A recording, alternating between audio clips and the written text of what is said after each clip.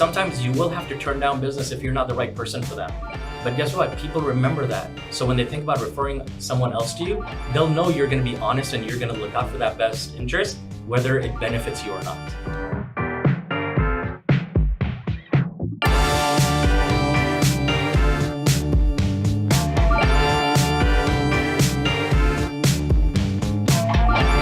Welcome to Success Superstars, episode number 167. It's your place for the blueprint of success for peak performers just like you. And my special guest, AK. AK, welcome. Hey, thanks for having me. Hey, I've been so excited to get you on the show. And tell us a little bit about yourself and how you got into this amazing real estate business. So when I first started off, my my background is in social media marketing. Oh. So when I was thinking about changing what I was selling, Uh-huh. I'm like, real estate would be awesome. It's something that people need. It's Right. something that they need to have. It's a necessity. And the transactions are a decent chunk compared to selling stuff online with the SEO, right? Yeah, for sure. So it's been a fun ride. It's been a fun ride. I love it, and especially just seeing the joy on people's faces when they get the keys to the house. Uh-huh. It's just phenomenal. Yeah. Now, selling social media and other things before real estate, did that help prepare you for what you're doing today, or is it been totally like a new learning experience? It's actually helped quite a bit because I think one of the biggest challenges that we have in the market is marketing ourselves, right? Mm-hmm. So with the SEO and the marketing background, it helped me kind of get a faster start in the industry. Because of course I had to learn a lot about how to sell homes, this and that, all the intricacies, right? Right. But the marketing came easy, which is usually the toughest part of entering this Right. market, right? Yeah. This industry. So I think that helped quite a bit.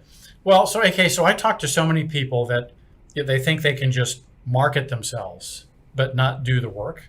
Oh, And don't they go together? I mean, you have to be, if you do all this wonderful marketing and you don't have the customer service and put in the work, the two go together, right? well, exactly. Well, it's got to be a combination of everything, right? Right. It's you can't have the work without the marketing, because who are you working for? You don't have any clients. Right. And if you have the clients and you don't do the work, word gets around very quickly, and so much of our business is dependent on referrals as well. Right. So it's got to be everything, and again, no action, no results, right? So I think it just has to all mesh in very well together, Right. to find success in this. Now, you mentioned it. Some studies say as much as 70% of our business does come from referrals, Mhm. and those who know, like, trust us, have done business with us. How do you approach your business so you maximize referrals? So one thing that I've done that's worked out very well is I don't try to sell the most expensive home at the top of my client's budget. Mm. Okay? Mhm. Because fine, would make a lot more money that way. But what I've noticed is if I'm a trusted advisor, right? And that's what I pride myself in, is if we can stay within the customer's budget, well within the comfortable range of it, where they're happy, they're not stressing about their payments, and they love the experience, they're going to tell a lot more people. So it's not about closing $1 million deal. It's about closing a $500,000 deal, and that customer sending us 4 friends, that's going to equal to another $2 million in sales. Right. Right? So it's about just doing what's fair for the customer, which brings in the referrals. Yeah. So what I just heard you say is it's not about the transaction, it's about the relationship. Absolutely. Yeah. Absolutely. So, it's one of those things. We can sell homes that are $150,000 compared to a $500,000 deal, for instance. Right. But guess what? Everyone's got friends. Everyone needs a place to live. So it's like, if we give the same amount of effort and customer service to all price points, it's a win-win. Now, did that kind of mindset or philosophy come easy to you? I mean, in commission sales, obviously, you have to pay the bills and feed the family. So has always doing the right thing for the customer come naturally to you, or did you have to learn that through hard knocks? A little bit of both. It's one of those things. It's something that my parents instilled in me since I was younger, Mm-hmm. right? So it was a lot easier for sure. But when bills are due, you want to go for the bigger sales. But as long as you've got your game plan and the philosophies are still guiding your main core business, it's been a fun ride, but it's been challenging too. Yeah. Well, let's talk about doing the work. What does it require? This is a contact sport, right? I mean, you have to be out there with people, talking with people, And in this market, it's even harder, right? It's harder than it's probably ever been. It is. It is. Especially like I feel like I've got the toughest job in the world right now because 95% of our customers are buyers. Oh, so you do have a tough job. So it is tough. But with that and the experience that we've gotten because of this, right? We know how to navigate multiple offer situations better than anybody else, right? But with the same thought process, it's like the work has to be done. It is tough.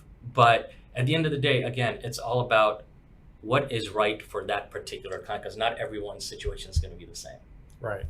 Yeah.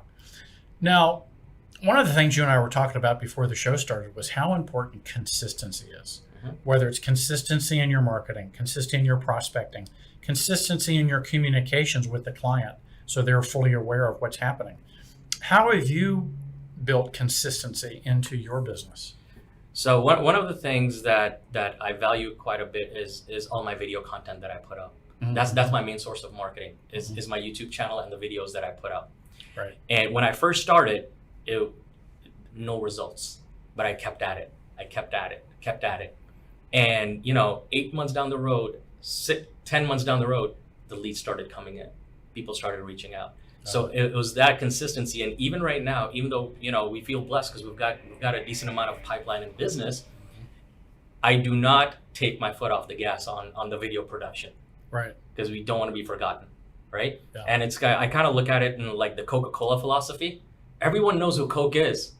They still advertise. They're still out there, no matter how big they are. Right. So it's one of those things that, the consistency is so super important because the results won't immediately come. You just have to push through it. You don't know how close you are to that breaking point where the floodgates just open. Right. So consistency, I feel, is key to any of that. Yeah.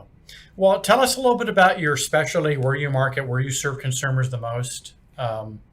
If folks were looking to, send a referral to you, what would be your expertise? So I specialize in basically most of Collin County. Okay. So Plano, Frisco, Allen, McKinney, Prosper, Melissa, like all over the place. North of Dallas suburbs is my thing. Got it. And a lot of the clients that I work with are relocation clients from out of state.